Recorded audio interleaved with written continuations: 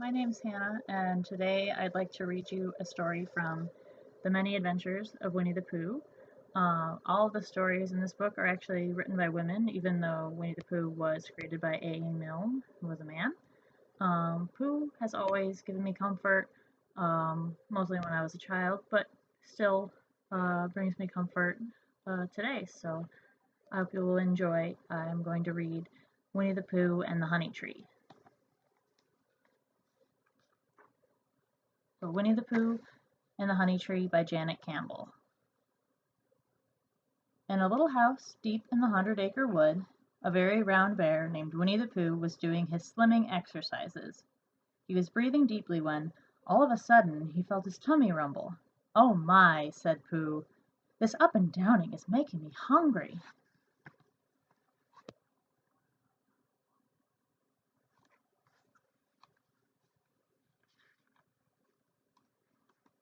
Pooh hurried to the cupboard and got out his honey pot. "Bother," said Pooh, "there's nothing left but the sticky part." But the sticky part was better than no honey at all, so Pooh stuck his nose into the pot and licked up the last bit. With his head deep inside the pot, Pooh heard a buzzing sound. "That buzzing means something," Pooh said. Pop! He pulled his head out and saw a bee fly out his window. "Buzzing means bees," said Pooh. "And where there are bees, there's usually honey."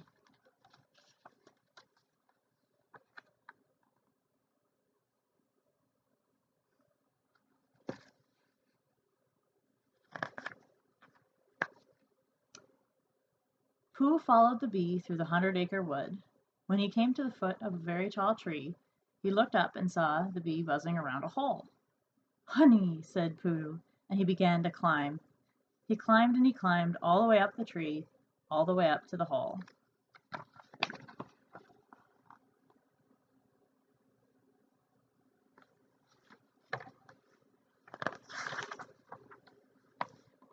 As Pooh leaned forward, the branch began to bend. The branch bent, the more he leaned, the more the branch bent, until he almost could reach the honey.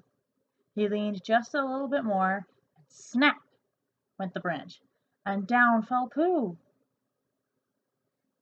He bounced from branch to branch to branch, till he ran out of branches and landed head first in a bush. "Oh my," said Pooh, rubbing his sore head. "I guess it all comes from liking honey so much."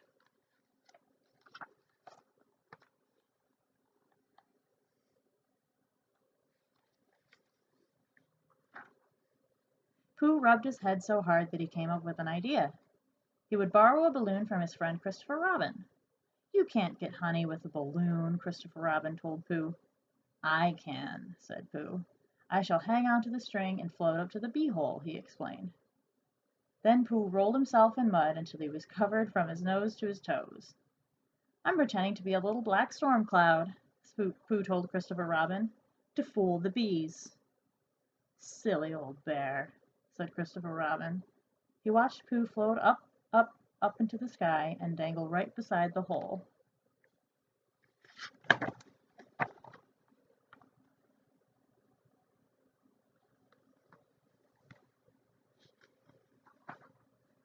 Pooh reached in and pulled out a paw full of golden honey as the bees began to buzz suspiciously around his head.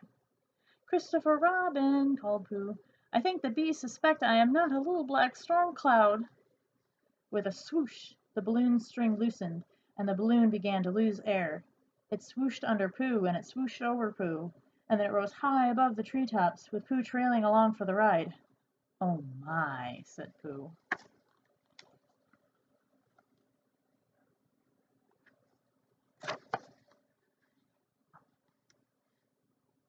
Then the balloon had no more air at all, and down Pooh went, landing right on top of Christopher Robin. "Oh dear," said Pooh, shaking his head. "I guess it all comes from liking honey so much." By then it was lunchtime, and Pooh was hungrier than ever. So he sat down to think, and he thought first about honey and then about Rabbit, because Rabbit always had some honey in his house. Pooh hurried to Rabbit's house.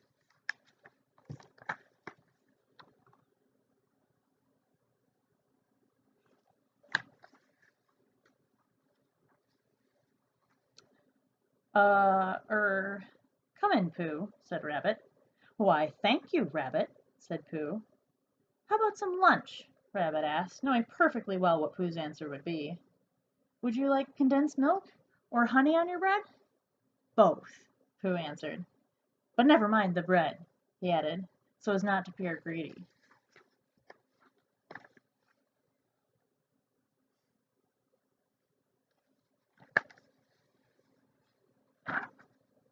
Rabbit sat at the table and watched Pooh eat. First Pooh had a little helping of condensed milk, and then a little helping of honey. Then he had another helping of condensed milk and another helping of honey. Pooh ate and ate and ate and ate. At last Pooh rose slowly from the table and said in a rather sticky voice, "Good-bye, Rabbit. I must be going." Rabbit sighed. "Well, Pooh, if you're sure you won't have any more." "Is there any more?" said Pooh. "No," said Rabbit wearily, "there isn't." "I thought not," said Pooh, and he started out Rabbit's front door.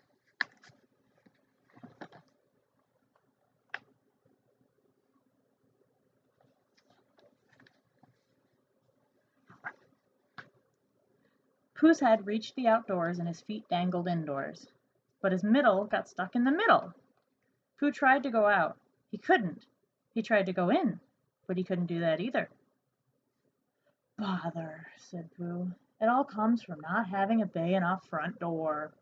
"Nonsense," said Rabbit sharply. "It all comes from eating too much." And he hurried out his back door to fetch Christopher Robin.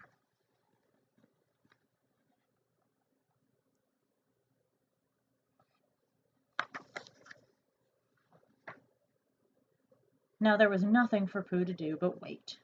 He looked at the trees blowing in the breeze. He watched the clouds sailing by in the blue sky. Then he wiggled his bottom and kicked his legs, just in case, but he was still stuck tight. So he looked at the trees some more and spotted Owl sitting on a branch. "Hello, Pooh," said Owl. "Are you stuck?" "Oh, no," said Pooh. "I'm just resting." Owl swooped down from his branch. "Pooh," he said, "you are definitely stuck. You are wedged bare in a tight tightness. The situation calls for an expert."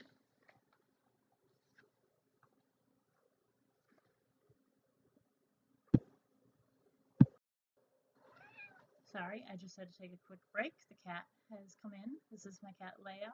She's going to help me read.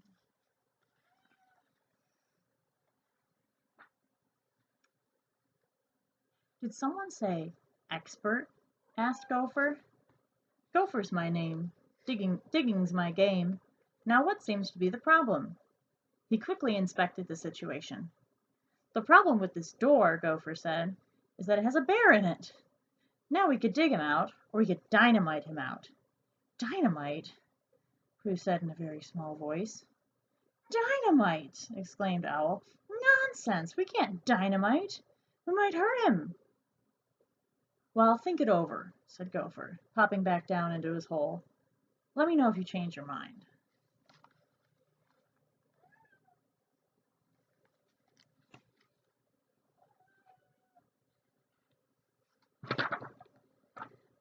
Finally Rabbit returned with Christopher Robin close behind. "Silly old bear," said Christopher Robin, shaking his head. Then he took hold of Pooh's paw, and Rabbit took hold of Christopher Robin's shirt, and they pulled and pulled and pulled. But Pooh was still stuck tight. "Pooh Bear," said Christopher Robin, "there is only one thing to do. We will just have to wait for you to get thin."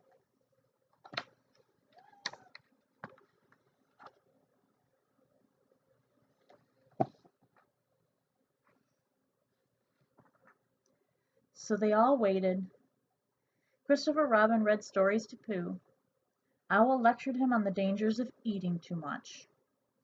Kanga brought Pooh a kerchief to protect his head from the sun, and Eeyore made gloomy predictions about how long it might take for Pooh to get thinner. "It could be days," he said with a sigh.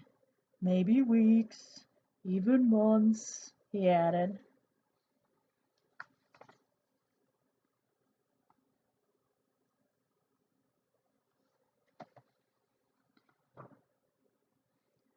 Rabbit grew tired of seeing Pooh's bottom and legs where his front door used to be, so he wedged a picture frame around Pooh and put a lacy doily on Pooh's bottom.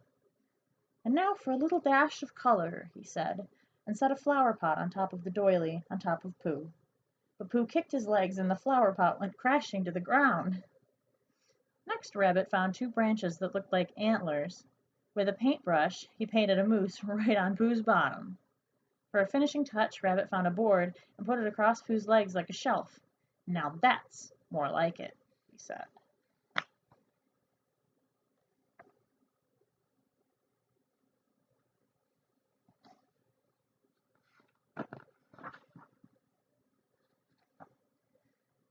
More time passed, and still Pooh wasn't getting any thinner. Kanga brought Roo for a visit. "I brought you some honeysuckle, Pooh," said Roo. "Honeysuckle?" said Pooh hungrily. "No, Pooh," said Kanga, laughing. "You don't eat it, you smell it." Pooh buried his nose in the flowers and sniffed.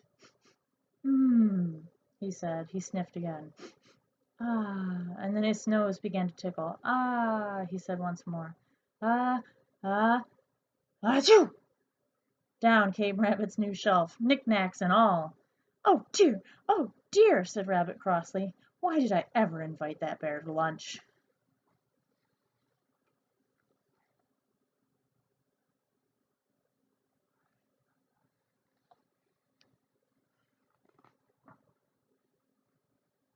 That night Pooh was awakened by Gopher, who popped up to eat his midnight lunch.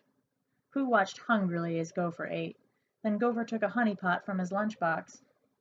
Pooh just couldn't stand it any longer. "Please, Gopher," he pleaded. "Could you spare a little smackerel of honey?" Inside, Rabbit heard voices. Why, he was sure he had just heard someone give Pooh some honey. Honey that would make him fatter, keep him stuck in Rabbit's front door even longer.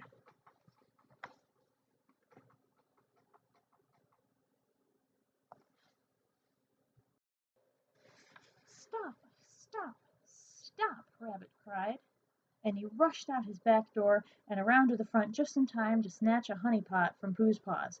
"Not a bite!" he snapped. "Not a lick, not a drop!" Then he made a sign and stuck it right up in front of Pooh where everyone could see it. It says, "Don't feed the bear."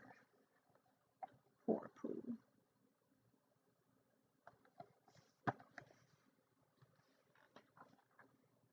The next morning Rabbit was busy tidying up.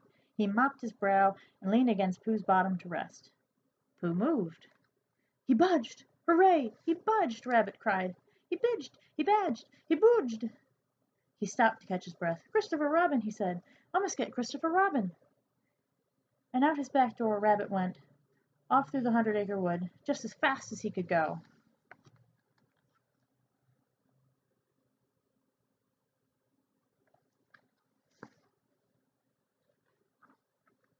Before Pooh knew it, along came a parade of his very good friends.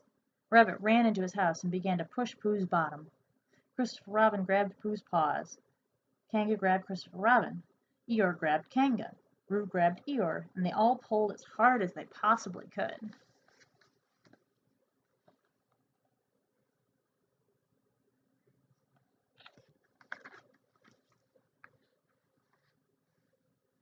Just when they were beginning to think that perhaps Pooh hadn't budged at all, Rabbit backed up in his living room as far as he could go and ran across the floor as fast as he could run and threw himself at Pooh's bottom as hard as he could throw himself. Pop! Pooh flew out the doorway like a cork from a bottle and sailed across the grassy place in front of Rabbit's house, straight toward another honey tree. He landed head first, right inside the hole in the tree.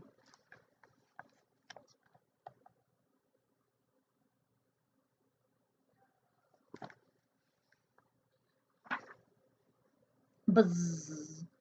Pooh's sudden appearance startled the bees, and they flew out of the tree and far away over the treetops. Winnie the Pooh considered his new surroundings. Everywhere he looked he saw delicious, delightful, mouth-watering honey. "Don't worry, Pooh," called Christopher Robin from way down below. "We'll get you out."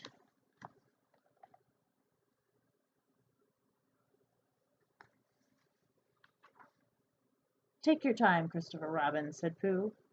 "Take your time."